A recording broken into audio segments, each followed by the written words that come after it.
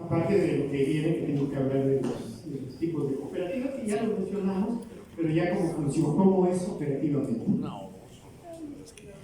Dice, las cooperativas son organizaciones autónomas de ayuda mutua, controladas por sus miembros, y si entran en acuerdos con otras organizaciones, incluyendo el gobierno, y obtienen capital de fuentes externas, lo realizan en términos que aseguren el control democrático por parte de sus miembros y mantengan la autonomía de la cooperativa. Entonces, en la ley del 94 se diferencia de la del 38 de Lázaro Cárdenas, que ahorita lo vamos a hablar cuando hablemos de la ley, porque la de Lázaro Cárdenas amarraba a las cooperativas a que la ley decía va a haber una dirección de fomento cooperativo y ella se encarga del registro, la supervisión y vigilancia de las cooperativas.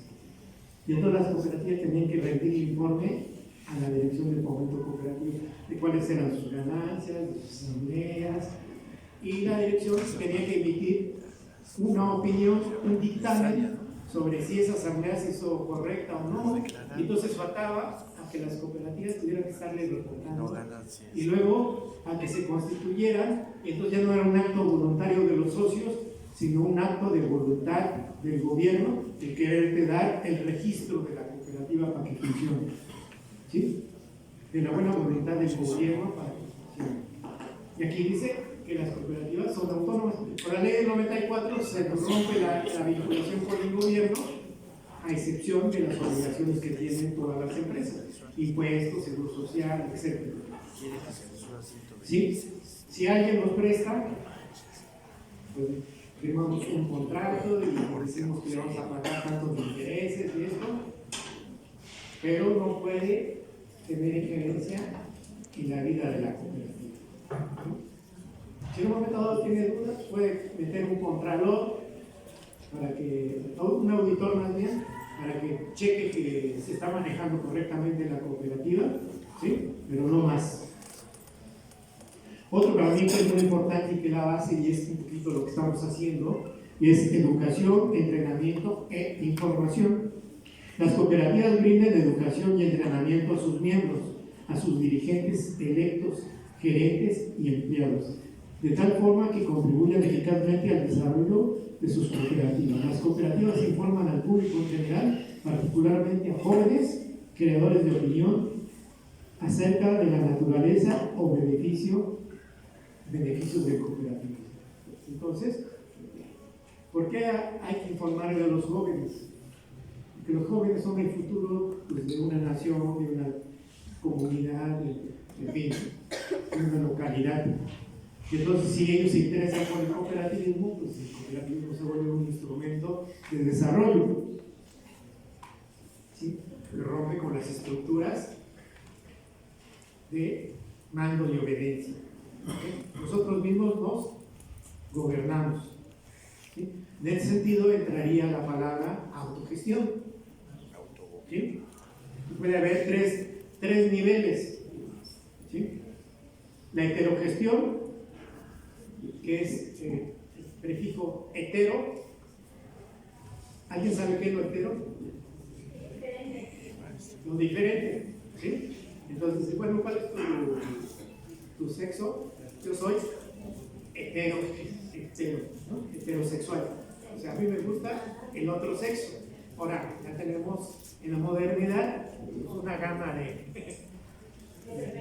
la libertad sexual, que lesbianas, homosexuales, transvestis, transgénero, etcétera, etcétera.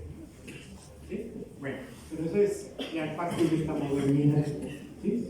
Entonces, la heterogestión es otro gobierna porque puso el capital y los trabajadores obedecen.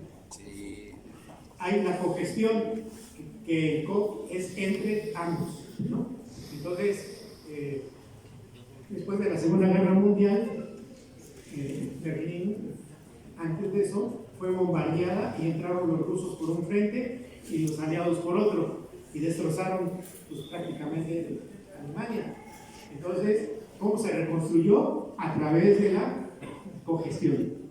¿Sí? Entonces los trabajadores tenían su consejo de trabajadores dentro de las empresas privadas y eran escuchados y ellos proponían los procesos de producción y cómo mejorar las cosas, y eran escuchados también por los empresarios, ¿no? Y entonces eso ayudó a facilitar que las empresas funcionaran bien y levantar a Alemania. Y finalmente la autogestión. Entonces cuando hablamos de auto, ¿a qué nos referimos? No coche de 4 ruedas, sino si yo soy pintor y pongo un espejo y me veo a mí mismo y dibujo mi propio retrato, ¿eso qué? Si yo hago la biografía de mi vida, estoy haciendo mi autobiografía. Entonces, auto es uno mismo. Autogestión, ¿qué quiere decir? Que todos los que conforman una cooperativa van a dirigir la cooperativa. Si son 10, son los que forman la Asamblea General. Si son 100, son los que forman la Asamblea General con un solo voto por el principio democrático. ¿Sí? Entonces las cooperativas son organizaciones autogestivas.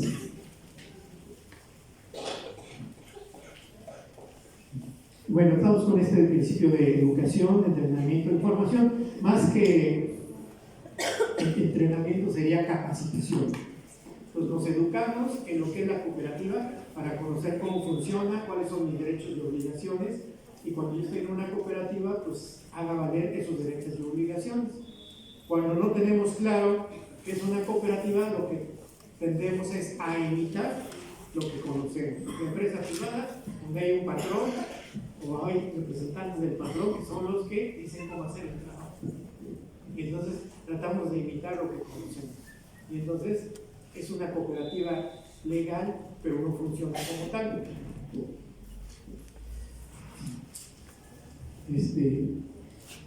Entonces, esto, por ejemplo, es un acto de educación cooperativa. Pero, por ejemplo, pues metemos equipo de cómputo y un programa, entonces capacitamos a los socios para el manejo de ese nuevo programa, ¿no? Entonces tiene que darse la educación y la capacitación. Y la información, pues información a los jóvenes, información a los que crean opinión, para que se difunda la idea cooperativa. Ahora estamos atravesando en el 2025 un año interesante que ya había sido hecho en el 2012.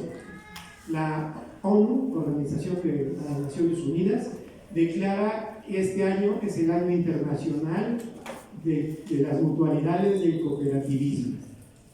¿Sí? En el 2012 se tuvo ese caso, pero como las cooperativas no estaban organizadas en sus niveles superiores plenamente, pues no hubo nada y no se informó nada. La idea es que pues, hubieran dado conferencias, organizado eventos, en donde se hablen de que las cooperativas son esto y es un beneficio, y además hay una de la OIT, la Organización Internacional del Trabajo, un documento que también firmó México, en donde dice el beneficio que generan las cooperativas y que el gobierno debe de promoverlas, ¿sí? Es el acuerdo 271, en donde se señala que las cooperativas cumplen una función de generar empleo, de promover el ahorro, de juntar a la gente para que haga compras en mejores condiciones, ¿sí? Que rinda más el sueldo, y entonces habla de esos beneficios que tienen, intrínsecos que tiene la cooperativa, y que los gobiernos deberían de apoyar, porque como todo, pues nace de la gente que no tiene esos recursos y que se junta para poder salir adelante. Si el gobierno tuviera políticas públicas claras, pues esto facilitaría la creación de cooperativas, ¿sí? En la Ciudad de México hay una ley de fomento cooperativo, hay una ley general que es esta, ¿sí? Entonces surge una ley para poder hacer políticas públicas en la Ciudad de México. Entonces hay una dirección en la Secretaría del Trabajo local de la Ciudad de México de empezó con 200,000 pesos y yo allá tiene 1,5 millones para apoyos a diferentes cooperativas. ¿Sí? Entonces hay dos programas. El de creación de cooperativas, yo te doy para que pagues los costos de crear tu cooperativa, y al siguiente año puedes obtener el de consolidación. Te damos una cantidad mayor para que inviertas no en sueldos ni rentas, pero sí para compra de equipo y de materia prima. Entonces eso te permite consolidar. Entonces ojalá que aquí en el estado de México entrara una ley de fomento y hicieran eso, ¿no? Parece que Querétaro lo tiene y algunos otros, Puebla también empezó con eso, porque hay otros estados que sí tienen esa ley de fomento, pero es letra muerta. Y entonces en Querétaro y en Puebla parece que sí funciona muy bien. Y también tienen sus leyes de fomento y entonces dan. En México las alcaldías también tienen programas, algunas, de apoyo a las cooperativas. ¿Sí? Entonces no entra en contradicción con porque este regula las cooperativas, pero es para fomentar, o sea, para hacer políticas públicas que apoyen la creación de cooperativas. Cooperación entre cooperativas. Entonces, si la cooperativa fue la unión de varias personas para salir de un problema y tener una fuente de empleo o poder consumir a mejores precios, ¿qué pasa si varias cooperativas se unen? Pues entonces lo que decía, si se juntan varias cooperativas de una misma rama, pues se forma una federación de transporte de cooperativas. ¿Sí? Entonces en una época con la ley del 38 hubo muchos transportes. De hecho, las grandes compañías de transporte foráneo en un principio fueron cooperativas. ¿Por qué? Porque el gobierno, para fomentar el cooperativismo, dijo: las cooperativas tienen preferencia en las rutas de transporte foráneo. ¿Sí?